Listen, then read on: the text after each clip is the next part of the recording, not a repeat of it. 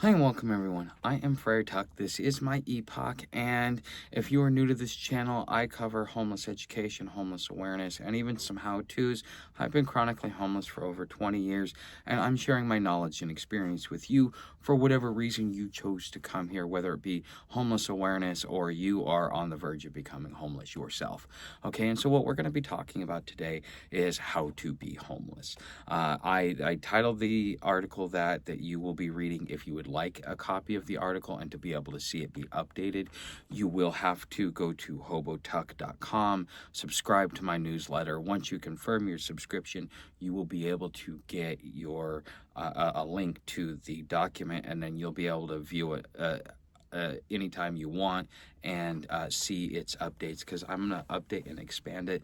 I think this may be the beginnings of a book, but it's going to be a bunch of small articles or small little guides that will be rolled up into one. So always make sure to keep up with this if this is a topic that is near and dear to you or is going to be affecting you.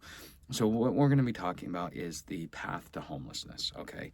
So I'm going to be breaking this up into multiple videos, and this may be just one of them, and I'm also doing this as one long video because it's much easier to do that. You guys asked for both of them. There's an interest for both, so I figured I might as well see what happens. Okay, so to the guide to being homeless, it will start with your path to homelessness, because if you're not able to get your or see something coming before it's coming, okay, if you can't see that truck coming before it hits you, well, you're going to get hit by a Mack truck. Okay, so you need to be aware of the possible sides. Everybody thinks that it cannot happen to me. It's a very straightforward, very simple way to be able to see it, but most people are so caught up in it will never happen to me that when the signs are right there in front of their face, they won't actually notice them. Okay, so to everyone that is watching this video, you might want to evaluate your life on whether or not you are on the beginning path to homelessness. And then from here, you might want to continue on and find out what are some tips, some suggestions, and other things that you can do to, kind of get off that path to homelessness and back to stability. Because the primary reason why you're going to become homeless is instability. It does not matter whether it's instability in mental health. Okay, I will tell you a personal story. In 2008, when we had the financial crisis, I managed to not only get back into my career field after relocating from California to Oregon, and then I got a pay raise, I got married, I had a child, I was living in a luxury one-bedroom apartment. Very, very stressful, okay?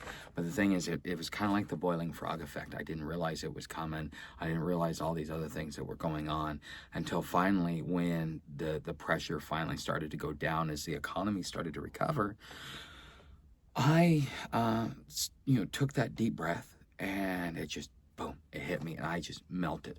All it took was just one little thing. It was almost like stubbing my toe, just ended my world for the most part. But that was the physiological reaction to all that stress, all that fear, all that crap that you have to deal with, which is why I did a video on fear. Okay, so mental health instability will kind of become your norm, and if you don't get ahead of it in time, you will not be able to really survive very well what's about to come, because you're on the path to homelessness and you can't get off it. Okay, now, how would you get off of the path to homelessness if you think that you're going to be that you have mental instability? Well, this is, go see a counselor, not a psychologist, not a psychiatrist, just a counselor. Somebody to sit back and talk to be your sounding board, to sit there and go, okay, this is what I'm saying, this is what I'm thinking. Because as you're under all of those stresses, especially as we're dealing with the global collapse and then post-pandemic stuff, I mean, your brain chemistry gets so out of whack that you start making irrational, incoherent decisions. Having the opportunity to sit back and talk with somebody about it, who their whole job is there to listen, to offer you some advice, and to help you get it off your chest, process it, and move on. It's not there to be something that's super long term. It is more like a situational thing. So it doesn't mean that you're crazy because you do that.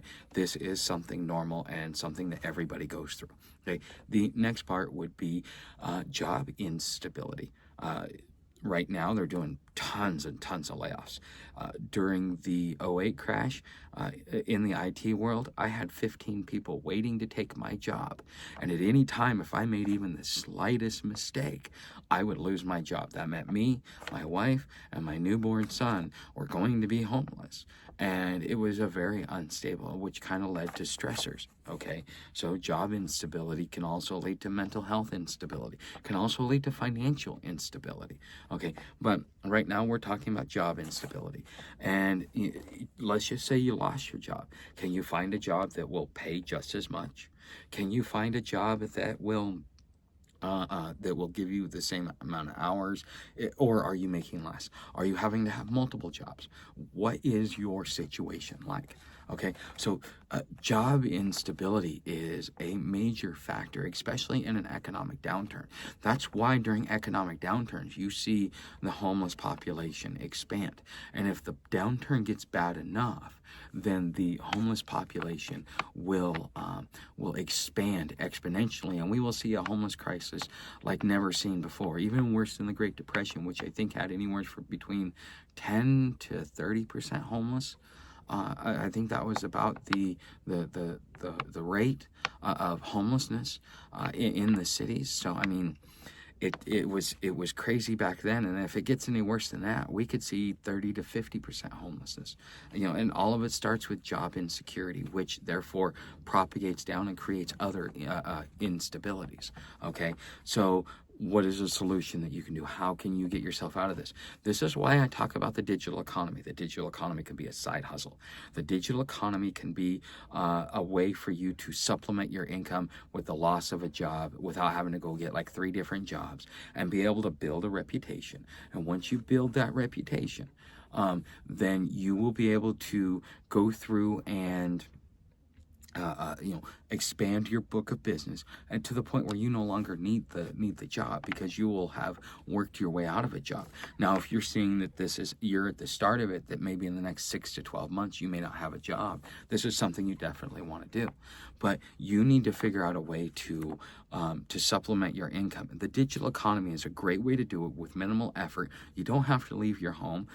There's no hygiene requirements. I mean, there's a lot of different things that are very attractive to you if you are going down the path to homelessness, because I don't get to take a shower every day. I don't get to do a lot of things that you guys get to do.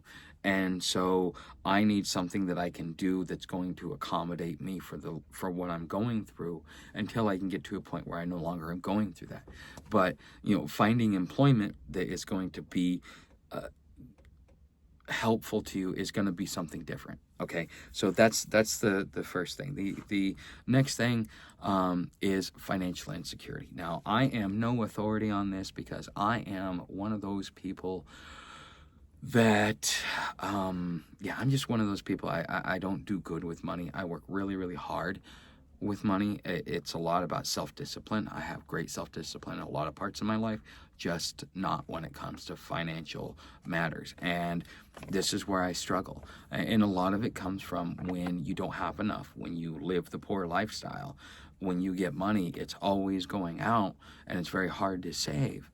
I've learned how to prioritize, but financial instability, which means your income is staying the same, your bills are going up, but you don't have the ability to trim fat, and the fat that you do have, you could probably save $200-300 a month, which would probably offset your costs and reduce the burden and stress that you're going on. So you need to look at where you're trimming the fat, what you're doing, things like that, because some of us, we have the financial stability, i.e., you are looking at like Social Security, retirement, pensions, things like that. That's money that's going to come in until the whole thing comes down. Then you're screwed. Okay, but you're going to be one of the last ones affected by financial insecurity, in the sense of, if you can run a budget, which by that time you should be able to run a budget, you should be able to live well within your means without creating an extra burden. Okay, so this is the beginning of your path to homelessness. If you're not able to see this, spot this, and get ahead of this, you are going to continue on this path to homelessness, okay? And continuing on this path to homelessness is not going to be pleasant, especially your first time. Now, if it's your third, fourth, fifth time, you kind of know what to expect. And, maybe I'm just, bringing something to light, something that you always knew that you didn't, things like that. But anyways, that is that. Can I help you? I'm recording. Can you kind of go away? You're bothering me. You're.